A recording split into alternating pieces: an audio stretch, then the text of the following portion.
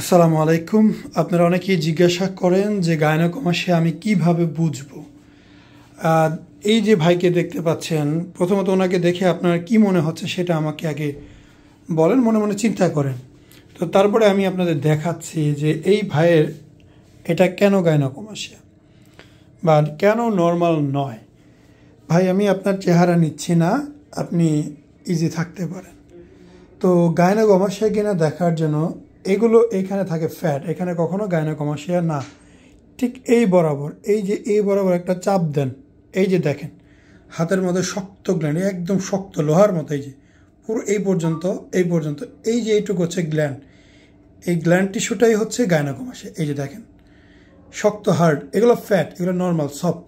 কিন্তু এই জায়গার ভিতরে আরও একটু বুঝতে পারবেন, ঠিক এইভাবে হাত দিবেন, হাত দিয়ে এই যে এইভাবে ধরবেন। এই যে দেখেন আমি একটা চাকা ধরতে পারি, এই যে বৃত্ত আকৃতি করে, এই জায়গাতে কম, এই জায়গাতে বেশি, এই যে পুরোটাই চাকা।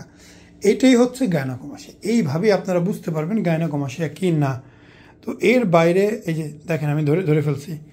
আমরা এগুলো জানি, আমাদের ধরতে ইজি হয়, আপনারা জানেন না, হয়তো আপনাদের সমস্যা হবে। এর জন্যই বারবার বলা। এই যে দেখেন আমি যখন এখানে ধরতেছি, ঠিক এখানে চাকাটা আলাদা হয়ে যাচ্ছে। এই যে দেখুন এখানে কিন্তু ফ্যাট, এই যে পর্যন্ত চাকা। তো এইভাবে আপনারা বুঝবেন আপনার গায়নোকমাসিয়া কিনা। যদি ফ্যাট হইতো তাহলে কিন্তু কোনো চাকা বাঁচতো না। এখানে যেরকম একটু চর্বি বাজে, এখানে যেরকম চর্বি বাজে, এখানেও চর্বি বাঁচতো। এই দেখেন স্কিন কিন্তু পাতলা, স্কিন পাতলা।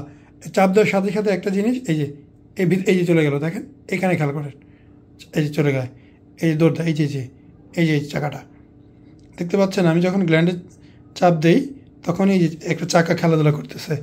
তো ইজিলি বুঝতে পারেন যে এই চাকাগুলো দৌড় দেয়। তো এটাই হচ্ছে গায়নোকমাসিয়া, এটাই হচ্ছে গ্ল্যান্ড। আসসালামু আলাইকুম, মোহাম্মদ শাকিল হোসেন বলছি।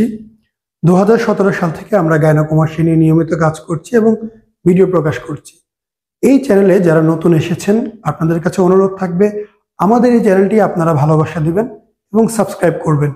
এবং যারা অলরেডি সাবস্ক্রাইব করেছেন তাদেরকে অসংখ্য ধন্যবাদ। আপনারা কমেন্টের মাধ্যমে আপনাদের মতামত জানাবেন। ধন্যবাদ।